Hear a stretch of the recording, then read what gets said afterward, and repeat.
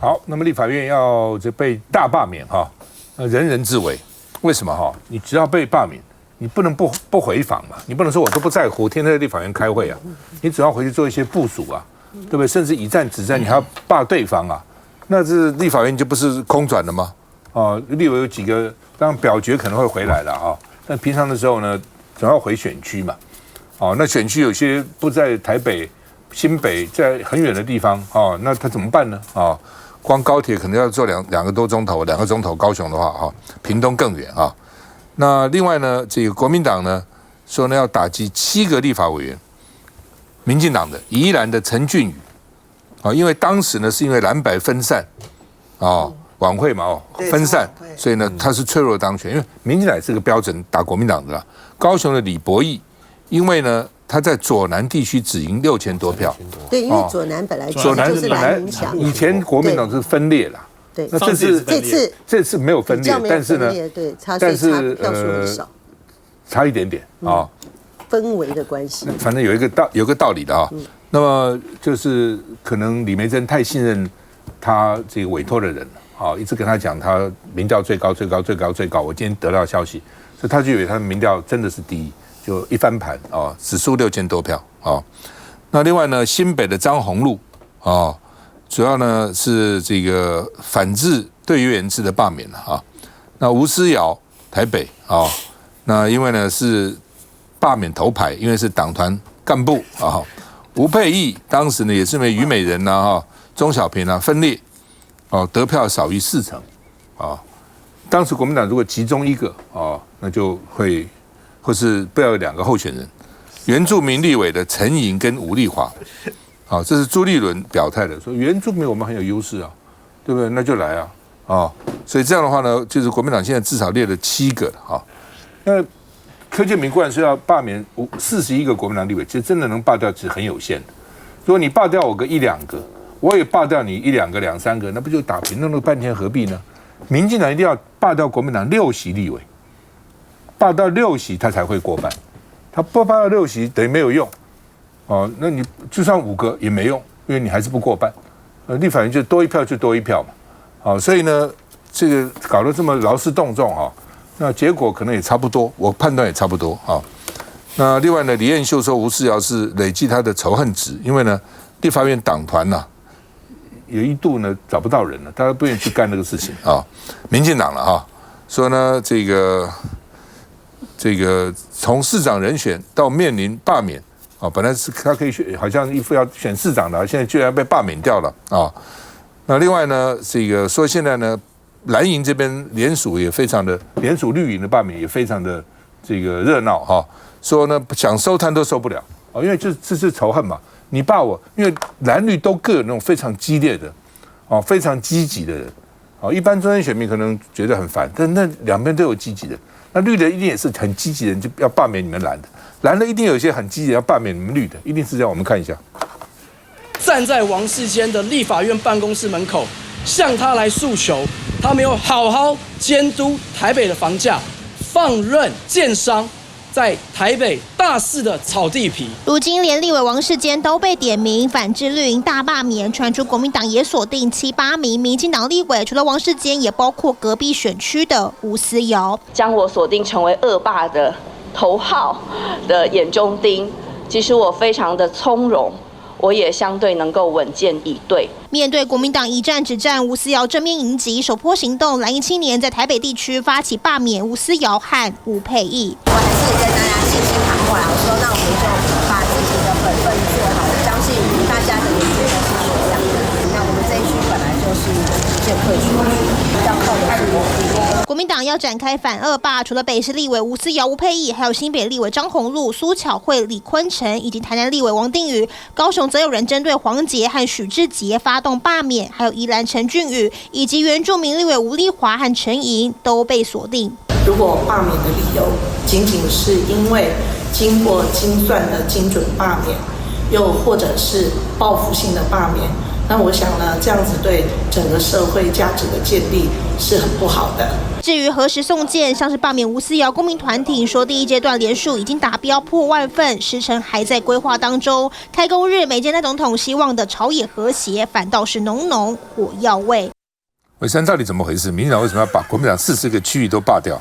我还是要说，我觉得总召是一个心情上，他真的就气很气啦。就是现在立法院跟以前真的都不一样，以前那种惯例啊，或以前真的可以互相沟通的这个气氛，其实都没有。变成说国民党现在真的是有一点，就是为了反对而反对，那其实很多政务都为了反对而反对。好了，没关系，哎呀，真的啦，姐，真的，其实很多时候，以前真的不一样。以前王金平还当院长的时候，其实很多事情都还是可以讨论。你看以前民党以前只有27席嘛，那个时候其实还是有很多法案对人民好的，还是可以过关嘛。那也不会现在这样子，整个预算都被卡住嘛。那我们希望其实整个国政是往正面去发展啦，所以我们还是觉得说这种气氛当然是不要这样会比较好啦。那可是我们会回到这边，我们看到国民党对绿营立委的罢免，其实也是没有任何的理由啦。其实你看思瑶他在地方上也是做得非常的好，因为我之前是他的子弟兵嘛，我们会看到其实思瑶在上一届的时候啊，他就曾经有被提出罢免。他那时候2届就没有过关，所以你就知道他的基层实力其实是非常坚强，而且他也非常用心在他的地方。那当然，这一次因为身兼这个干部的这个压力嘛，所以他一定会在很多的政党攻防上面，他会形成一个比较冲突的这样的一个角色。所以当然他的仇恨指数是会累积的，但我觉得并不妨碍他在地方上过去的这些付出。所以我还是觉得国民党也不要用这种以霸制霸的方式去对待，因为还是要回到这个根本，就是说到底这个事情是对还是错。毕竟我们知道整个世界的局势就是基本上就是一个民主同盟在对抗中国的这样的一个过程。那如果说今天在这个国家的立场上，如果说国民党就是跟这个中国靠得太近，其实我觉得民众还是会有一点疑虑。那所以我觉得这个事情当然。国民党如果想要一意孤行继续这样做，那当然我们也是尊重。可是当然，我觉得基于整个国家的发展，那当然还是要站在一个对的立场，整个世界的趋势，我觉得那才是正确的。是刚，我觉得基于国家的发展，民进党应该暂停所有的罢免行动。我觉得赖主席、赖总统应该说一句话。我们并没有罢免啊！不要再讲这个了，不要再讲这个，就你没有人相信啊？好，难道这些民团是民众党的吗？总统有哪一句话说政治语言不是跟民进党都讲一样的话吗？难道讲是民众党跟国民党不是嘛？我是觉得民进党到时候不要再装了，就演这个戏演得很恶心。不会，你看，很矫情，很恶心。好，让我讲完，暐琛让我讲好不好？可以让我讲完这一句吗？就好。你看我们的秘书长说不要罢，他还被全部的绿营围剿，所以我要讲的是，中央并没有。暐琛没有实质的情况。现在去到街上，所有去问任何，不要说什么蓝绿立场，就问一般中间人讲一个什么，这些民团是不是民进党？是啊。是民进党的啊，那难道今天罢免是为了国民党罢免吗？为了民众党罢免，不是为了民进党罢免，跟柯建铭一唱一和。所以你说民进党要讲说，这些人是民团要尊重，我觉得这非常矫情、非常恶心的一句话。我觉得真的是台湾政治史上最恶心的一出戏，就是靠民团在前面打，然后民进党在后面装白脸。我觉得真的，暐琛他们讲完就，然后我们观察到这些事情，那我觉得也不要讲说吴思瑶在地方好不好。好，这个都其次。我相信每个议员、每个立委在地方上跑都很拼。从佩祥从18年到现在，每天都在拼。我们从每天当这个议员的，我想每个民代都在做好地方服务的事情，没有人会去懈怠这个事情。所以这是你的基本功。那为什么他的仇恨值那么高？过去一整年的累积啊。如果他的表现没有那么顾人怨，没有那么讨厌，他在之前的话是文化立委。然后这个思瑶姐姐在办这个亲子活动，就基本上跟你政治是闪得远远的啊。除了莱猪之外，基本上过去很早在政治议题上出头。那上次莱猪那个事情，确实在我们地方上也开始进行罢免，联署。那后来没有送件，原因是后来疫情来了，所以这个很多在路上的人也少，因为大家宣传不方便，并不是说不送，是疫情来了，东西还在。好，所以你用同样那一份吗？东西还在，不是我那个东西不是说他怎么大家怕是因为疫情，那时候21年疫情来了，所以我觉得说是那个很多事情要搞清楚。所以你说现在什么悬崖勒马，我觉得现在民进党已经变成狗咬尾巴，那个尾巴要叫狗前进，狗不得不走，因为你是民团尾巴，对不起，尾巴咬狗了，尾巴咬狗，那尾巴叫狗前进，狗只好一直往前进。所以到民进党自己到底是什么，他也搞不清楚。很多民进党的立委，我相信也是有理智派的，他知道这样搞下去，他自己也很难过。就算罢免的过程中没被罢免，他下一次呢也很难选。基本上这个人就是毁了。你看之前很多的罢免，就算是没过的，基本上也都淡出政治，或者就转做其他的事情。所以这些的事情，我觉得始终拥者还是民进党啊。那我觉得今天赖清德要做一个政治的领导人，就下去讲一句话，这些事情都不准动，到此结束，然后大家才有决心说啊，原来你赖清德是要好好的经营国家的，不是每天搞政治斗争的。然后还讲什么剿匪，什么年代还剿匪？赖清德曾经公开说过说，不赞成这样子罢免，但是公民团体的活动呢，尊重。这句话讲完了之后，到底是不是代表民进党他并不支持罢免？其实连林左水都不相信。林左水就很快的说了一句说，如果你真的不希望有这种大罢免的话，你就下令所有的民意代表，民进党的民意代表不得参与联署，不得协助联署，大家就知道你的态度是如何了。可是林左水这样呼吁了之后，请问一下赖清德有听进去吗？没有啊。赖清德有呼吁所有的民意代表通不准动吗？没有。然后林右昌有要求所有的民意代表不准动吗？也没有。卓荣泰有要求所有的民进党立法委员不要动吗？也没有。所以讲一套说一套，说一套然后做一套这件事情，为什么刚刚思刚会用很恶心这件事情来形容？你知道电视机前面的观众朋友们，我相信你们也会觉得很恶心，因为上面说的很高尚团结，但下面做的很撕裂，然后那种各式各样恶毒的语言全部出笼。我觉得我在春节期间，我好像活在3个世界啊。这3个世界呢，第一个世界是财经圈的，很担心川普的关税大刀，因为加拿大、墨西哥、中国大陆、欧盟、半导体，其实台湾绝对不可能不受伤。尤其我们对于美国的那个出口，在去年到11月，按照我们经济部国贸局的统计，就已经600多亿美元了。出超600多亿美元，这600多亿美元不知道川普要用什么方式来对付我们，这是其中的一个圈子，惶惶不可终日。然后不知道经济部这边可以端出什么样的菜，或者行政院这边可以端出什么样的菜，没有人关心，大家只关心大罢免。第二个这个世界呢，就是科技圈，就所有在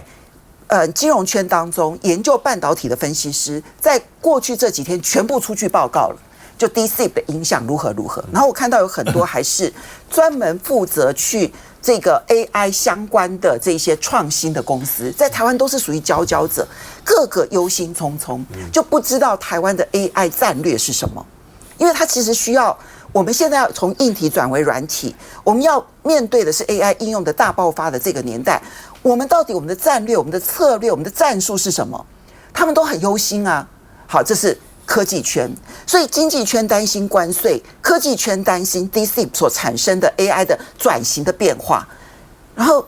政治圈的人就在关心罢免，而罢免这件事情会让我们今年上半年的立法院动弹不得，所有的应对都不行，都没有办法做。川普2月4号第一波的罢免，他已经预告了2月中旬针对欧盟，还有针对的就是半导体关税啊，关税，对，就是针对欧盟的关税，好，就是从这个加拿大、墨西哥，然后这样一路下来，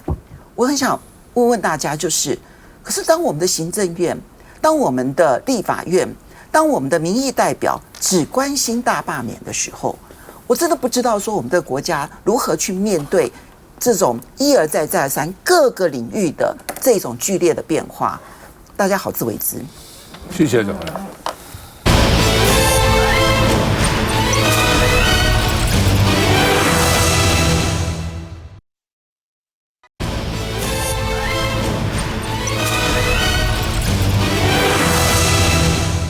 好，立法院送了这个选罢法修正案呢，就是让这个要罢免的必须要提身份证影本啦，啊。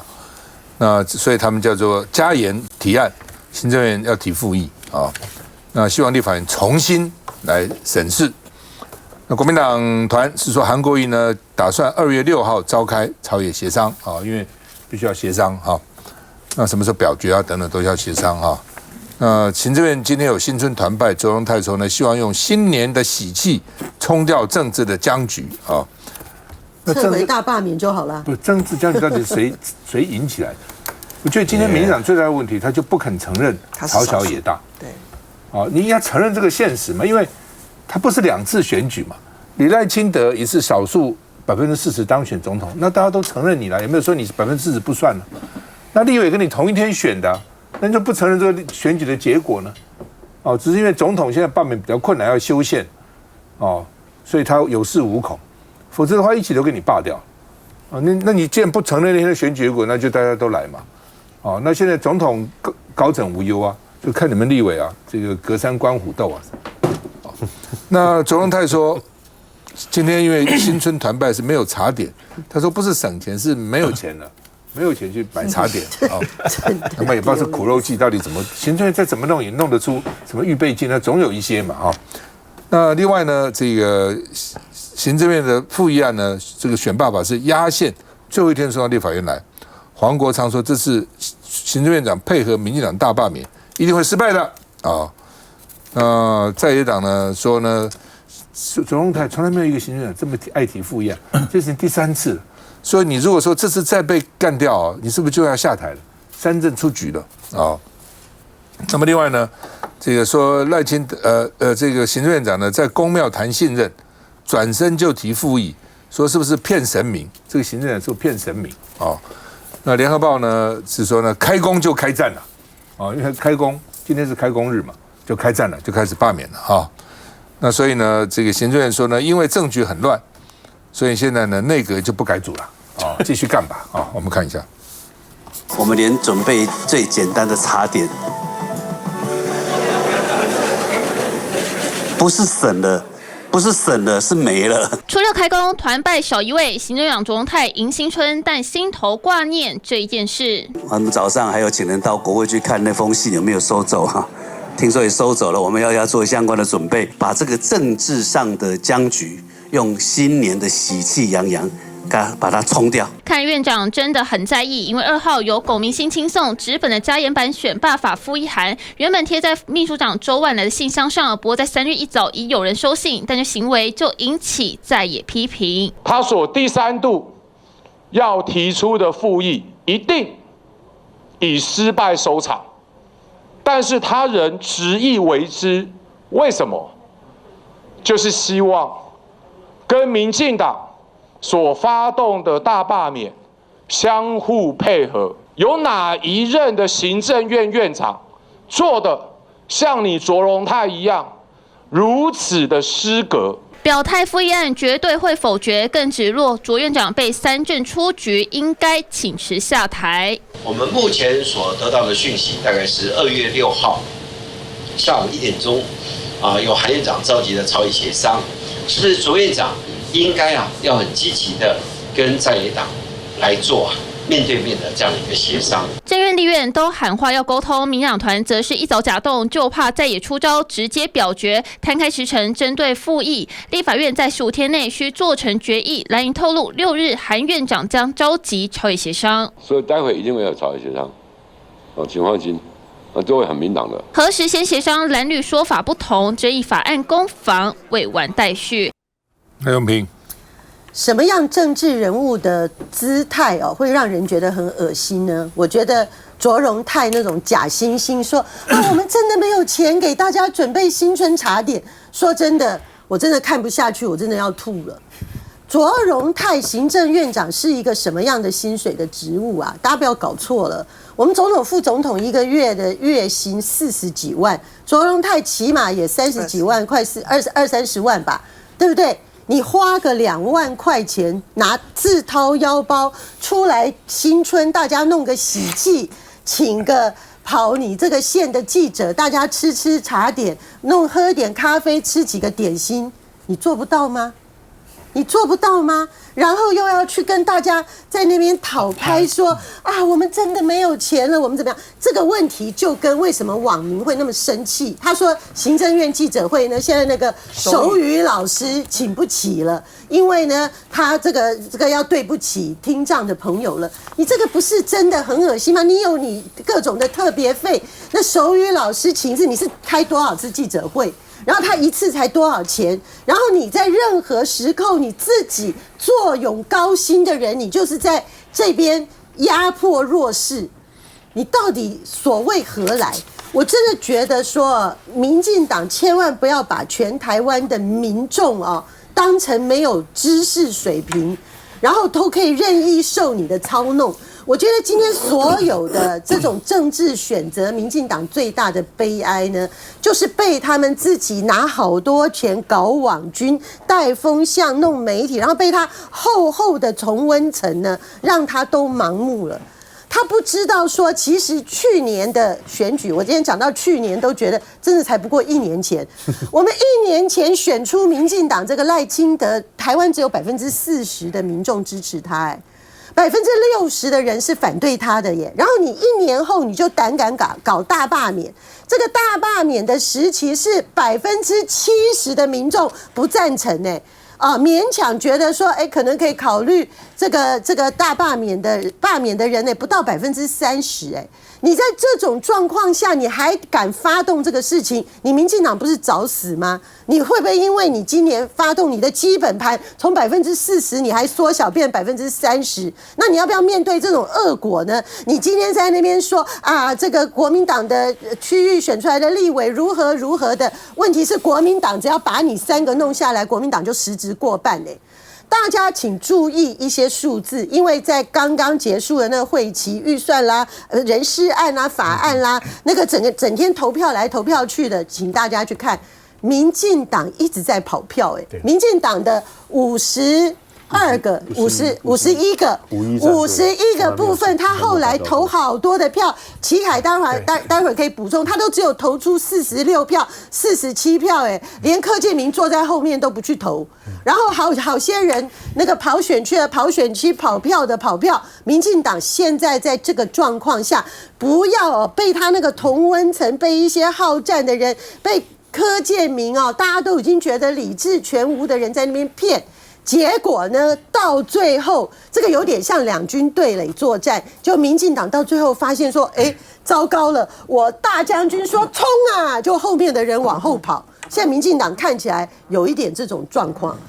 那个总统太真的老讲是已经演过头了，变太假了，这样下去就很虚伪，民众就会讨厌你。以前他是用协商取胜的，为什么当初他上台的时候还有一些掌声？他叫大师兄他专门负责协调，结果你看他现在是怎么样，演过头，演成这么虚假。题目一样，我先跟大家讲一下，我们现在是民国114年，对不对？在之前113年，全中华民国有史以来只提过13次的复议案，113年提了13次结果他上台以后，他现在已经短8个月不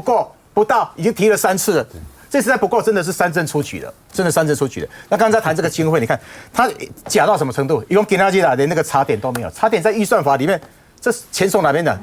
业务费经济这个行政业务费还那么多，你连一个查点都没有，就骗给他行不行？更严重是什么？终究已经删完了这个删减的预算之后，他现在比去年还多了700多亿的这个预算，他现在坐在金山上面就一直在哭穷。而且我提醒大家一个点，我们去年的税课收入多了5000多亿其中大概要给中央超过3500亿。第一个，它规模比去年多了700多亿，然后你又有超收的钱，随时今年要进来，怎么会没有钱呢？所以它真的是已经太虚假。更重要的不是只有那个量的问题被删减的没有很多，还剩下很多。最重要是那个值不值得，该不该删？立法委员就是帮人民看钱荷包，每一分钱都是我们人民的血汗钱啊！你看出国预算被砍，为什么？你看监察院他计划要去哪边出国，大家知道吗？说要去北海道，去日本北海道看那个黑熊，然后那个数位发展部连那个计划的内容都没有，连到底是要开会还展览都想不清楚，好几个然后到后来他那写了个地点是哪里，说我要去欧美亚太。我要去全世界，你这个计划你怎么给他钱？去全世界，我相信不止立法委，我们所有观众朋友，你评理，你看到数位发展部这么离谱的这个出国计划，你要钱要给他吗？所以这本来就是该砍的嘛，这个才是这一次的真相。所以它的量没有减少，它的钱还是很多。第二，更重要，这次被冻结或者被砍的钱，都是大家都经过做了功课之后，像台湾民众党跟国民党是很努力，每一笔去看的。而且我提醒大家一个点他们现在一直把这个冻结跟那个删减把它混为一谈。我提醒大家，大家回去看一下2026年阿扁的时代，2026年的时候，那时候冻结2400亿，跟这次差不多啊。2006年的时候。然后那时候的谢长廷行政院长，他要求提复议案，阿扁不答应，或者是导致谢长廷下台一个很重要因素我这次总裁现在搞下去，赖清德去提醒他一下，看看2006年，不要他让他一直提复议的，提复议啊，民不聊生，弄到立法院整个都空转了。那些福国利民的法案怎么过？赶快踩刹车，不要再提复议案。而且你看陈水扁的时候冻结2000多亿，其实后来都几乎都过了嘛，全部解冻。就是你的报告完以后就过了。他现在我记得说不给行政院的今天团拜啊吃茶点，这是苦肉计了。好，一方面让这些行政院这些员工哦恨，你看我茶点都没得吃，对不对？一方面呢，给大家看，你看我好穷，我什么都没有，连茶点都吃不了，这蓝白真可恶啊！连茶点都要剥夺我们，是这个苦肉计了。休息一下再回来。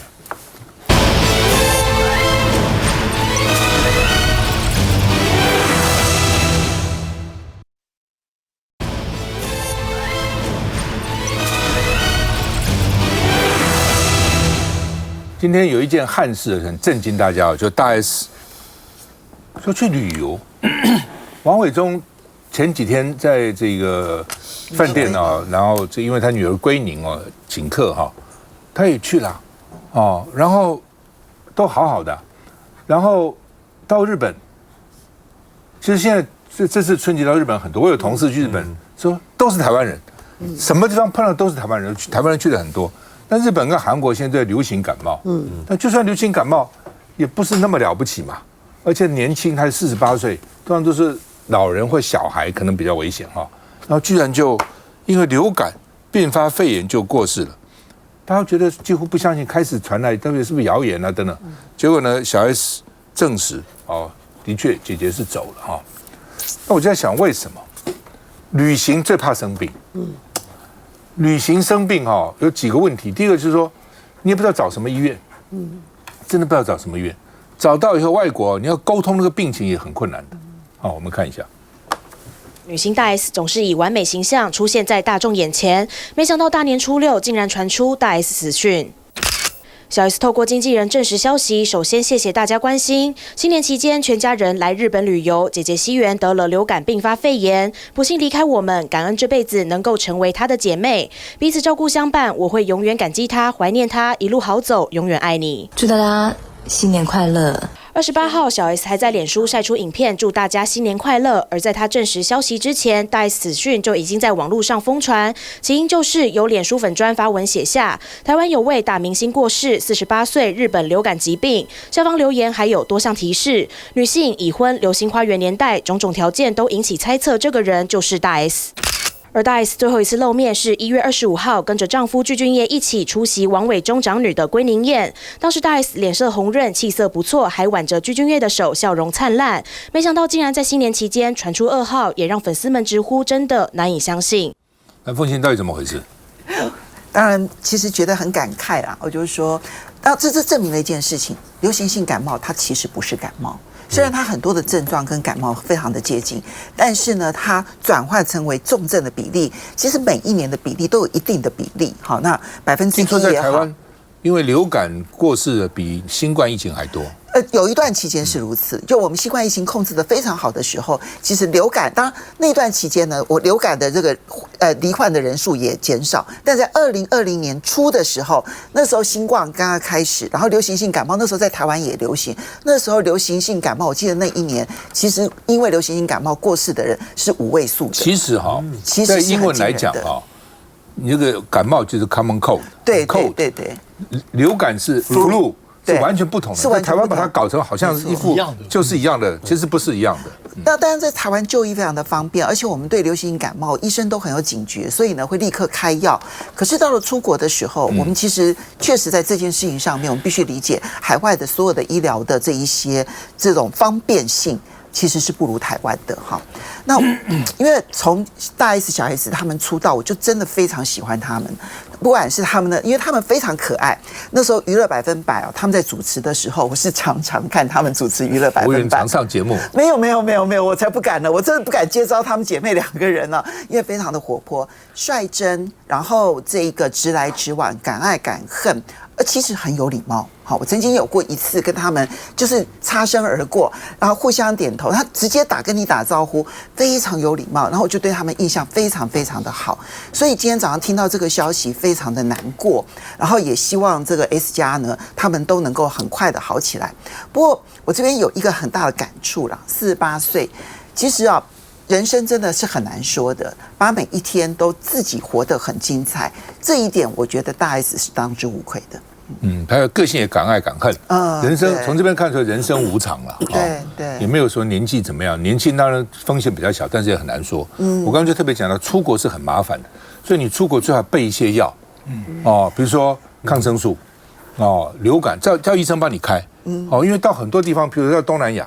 你在台湾可能吃坏了，肠炎很容易就喝一点什么这种电解质啦，或休息啊就好。到东南亚医生就讲说，那个不一样了，那个病毒是你没有遇过的。这一点我这边可以补充一下，就是以前这个行政院的这种院长啊，或者是总统、副总统出国之前，其实他们都会针对当地的那个传染病的状况，其实事先开药，按照每一个人的病情状况，比如那时候萧汉常去东南亚，他就是先去开了有关于这个胃方面的相关的药。你不觉得流感有2-3种药是可以克服流感的？那就带其中一种。因为你在国外找医生真的很麻烦。第一个，语言不通，你要怎么解释你的病？解释病是最难解释的，还有病史，真的很难解释。我不是刚刚讲，不是开玩笑，是真的。那时候我在美国，那个学校的大学的医院非常好，一个同学就泻肚子，他不知道怎么讲啊，那医生说你这什么毛病呢？他说我 continuous in continuous out， 连续进连续出，然后医生大概就知道，所以就你就完全讲不出那个病的专有名词来，那还是英文。你到欧洲去，你很麻烦了，对不对？尤其那个公医制度，你知道李光耀他太太，李光耀新加坡总理，带他太太到英国去，太太生病了，都进不了医院，然后回来痛骂那个英国的这个医疗的设备。台湾医疗真的很方便哈，所以大家以为在台湾因为很方便，以为出国就这样，出国不是这样的。你去哪里住什么医院看什么病跟谁讲怎么拿药可能要先从小医院开始转诊，日本就也是先从地区医院等等，时间就那一想想很麻烦，搞不好就能够忍过去，也许就忍过去了，拖个1-2天2-3天。他这情况我不知道为什么了，但是像我们的话，如果出国不舒服就算了，看什么医生算了。我有一次脚扭伤了，在加拿大随便看一下，给我乱讲一通，我后来发觉他根本乱讲，60块美金，那是很多年以前的，很贵所以呢，很多人就想算了，现在国外这个一定要很小心，真的带一些药，必要的时候有一些能够吃就吃了，真的不行再看病，真的变成这样子来，世刚。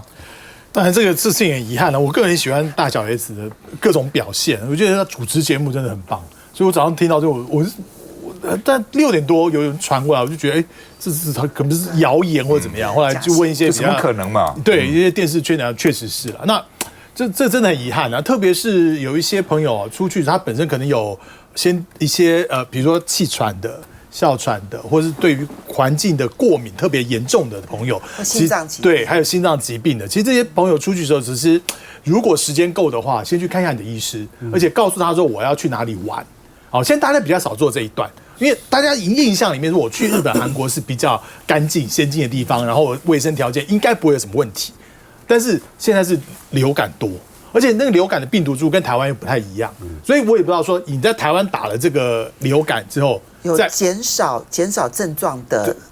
可能。台湾都麻烦了，台湾可能现在打的是 A 型流感，所以接着要 B 型流感要来了。对，就不知道我们现在有4价，你的那个 A 2种能不能够去防这个日韩的这个部分？所以我是现在我常常劝就是今年我是第一次打流感，因为周边人太多了，都得流感。那另外还有朋友说，还有些人问，那我得了流感之后。得过了还不要再打，就有很多人有这样的疑问。隔年一定要对，很多人这样疑问。那我是建议他就直接去问医师，因为我发现医师的答案不尽相同。连医师的答案都不尽相同。因为我周边有同事流感嘛，那我劝他说，你要不再去问一下，你要不再去打一次？因为通常说要流感，他前面流感结束了3周可以再去接种，但他的医师告诉他不用，但有的医师告诉他可以。所以这部分我是觉得，我们的这些大医院肯定要出一个指导原则，就是在面临到假设我得过流感再去打流感，这 O 不 OK？ 然后对于我还是劝告，就常常特别是冬季旅游，本身有这种一些寄存的病史存在的，遗传性存在、性疾病存在，特别是气喘、过敏的，出国之前拜托再去看一次医生，然后再帮你的身体状况做一次好好检查。如果身体状况真的不允许，不要勉强参加。另外就是一般最基本的了，反正人多就戴口罩，人多第一个少去啦，人多地方少去，但是没办法，你出国外旅游，那这怎么办呢？主要坐飞机的风险很高，飞机也是里面空气的这个循环，这个手呢，这个经常消毒，不要摸鼻子，不要摸眼睛，好像这个只能尽量吧，真的有病就赶快吃药不要拖，继续再回来。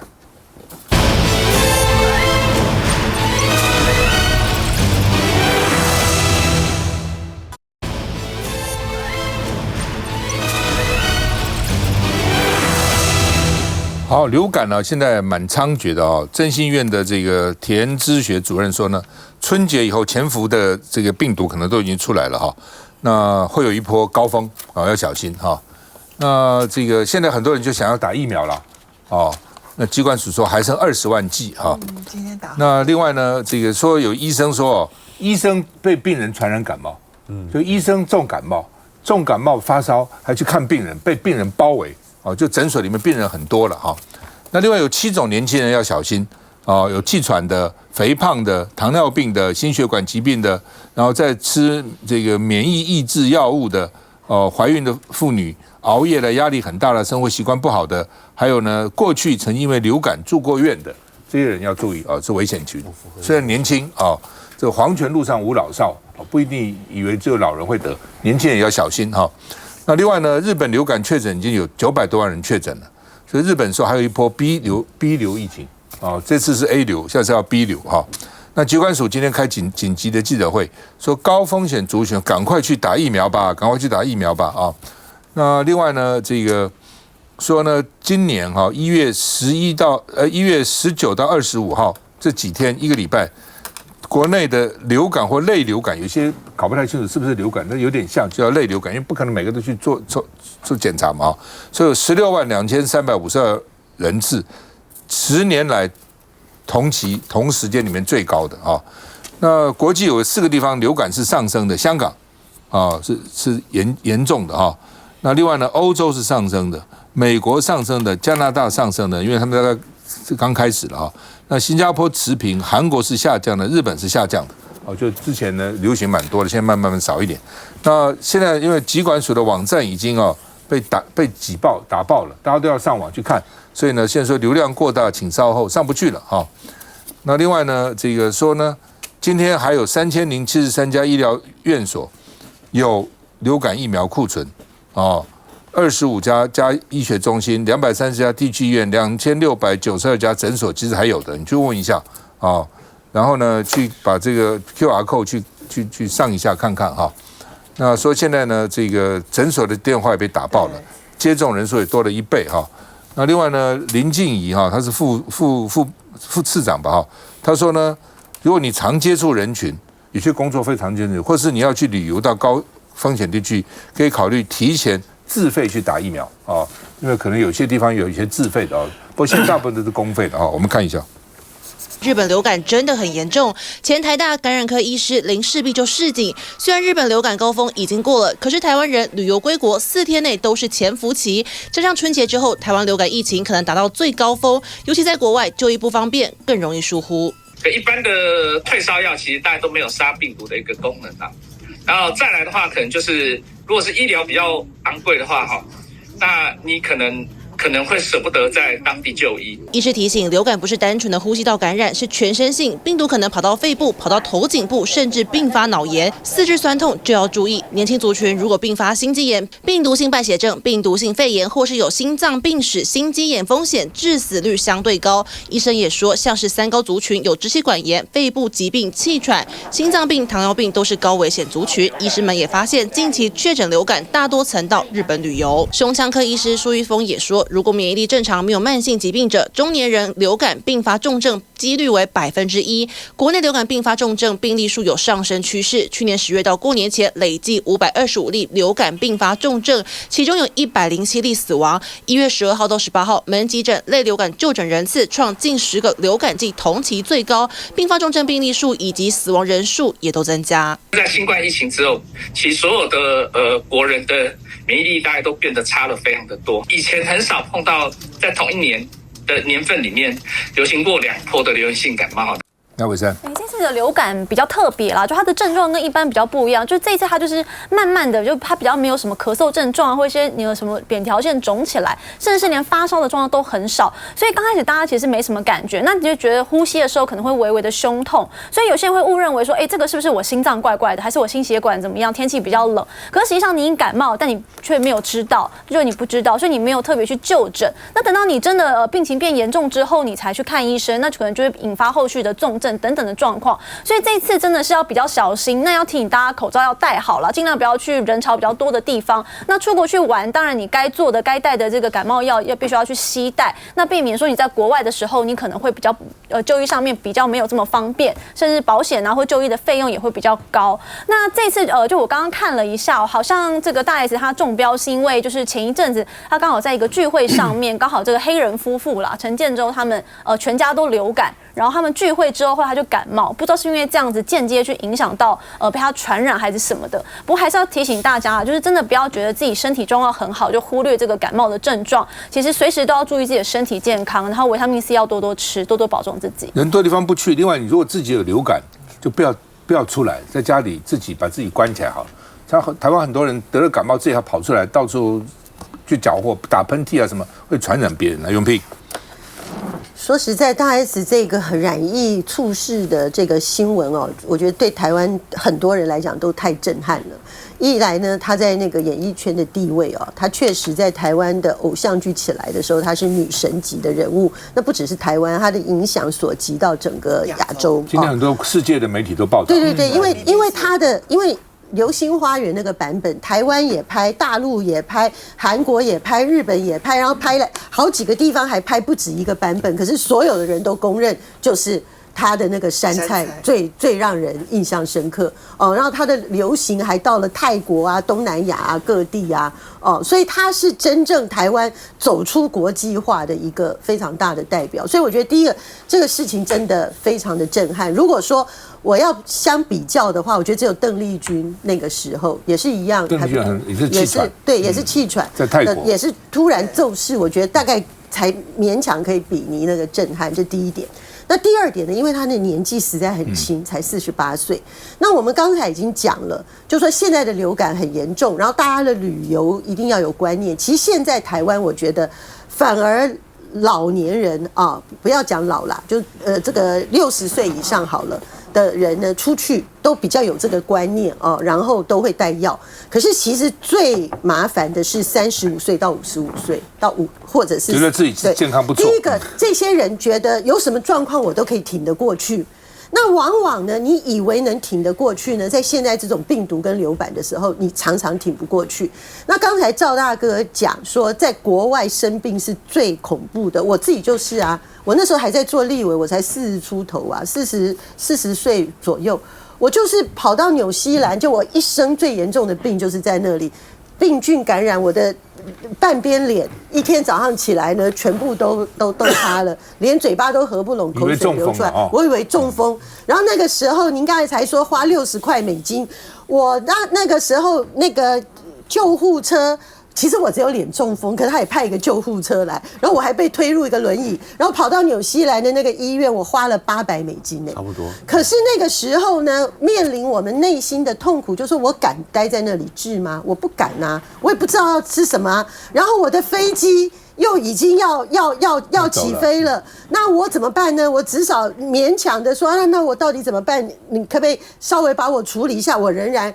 勉强的坐飞机回来，还好回来以后我得救了，不然我那时候还在做立委，这个半边脸瘫了我就完了。我要讲的事情是说，真的，大家现在对于旅行呢，一定要特别的小心，千万不要自视年轻，然后自视这个体力好。我那时候为什么会发病？我也是当时年纪很轻啊，我一个晚上没有睡觉，然后隔天又跑到这个海边去吹风，那当然就感染了。所以我是真的觉得说，年轻的族群，30岁到55岁这个族群，我觉得大家一定要非常非常的慎之再慎。那现在到底该用什么药、怎么样的护理，然后对于这些流感的知识，以及你要去的国家，它可能会面临什么样的状况？我觉得大家现在网络都可以搜寻 ，AI 也很厉害，大家多储备一些资讯跟药。现在有些大的医院还有那个出国的门诊哦，你先去看，他会给你一些必要的药来配讲。刚刚有提到出国门诊嘛，像我记得说，我们今年我出国抽签运永远很差，可是我知道说，如果被抽到要去非洲，那你一定要去打药，因为去黄热病、yellow fever 这些其实是在我们亚洲是遇不到的病，可是这些的预防针如果你不先打的话，真的过去要是真的遇到了，会真的很麻烦，就跟刚刚永平姐的例子很像。另外一个就是说，国外的医疗不只是说不见得特别能够到位之外，而且特别贵。我以前在国外读书的时候，有时候得了角膜炎，那一得角膜炎之后，我去挂号，要等很长一段时间，因为我就是角膜炎，忽然身体不舒服嘛，就去挂号，一挂号70块美金，只是挂号而已，70块美金。看完之后啊，角膜炎，那最后面那我要开药啊，出去外面去药局再70块美金。所以一个角膜炎在台湾看病，我们健保150给付，然后加上可能买药差不多200块，350块解决的，140块美金等于多少？将近4000多块台币。所以不要觉得，如果说你出国的话，这个平安险真的要保。而且说出国之前，刚刚已经分享很多，真的是需要去准备一些药。那另外一方面来讲，就是说针对这个 common cold 跟 influenza， 就是所谓的那个流感这件事，真的这两个是不一样的东西。真的是说我们要去注意到病毒跟一般的感冒是完全不一样的情况。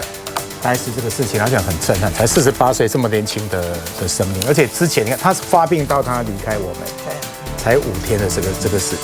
天的时间，这真的太震撼了啊！我跟凤仙一样，我们以前都在做政治评论的，跟你看我们以前看《流星花园》，看那娱乐版他娱乐100%，他们那个大 S 小 S 那个真的是，他们讲话很直白，很活泼，就是你在想到那个 EQ 又很好，我觉得。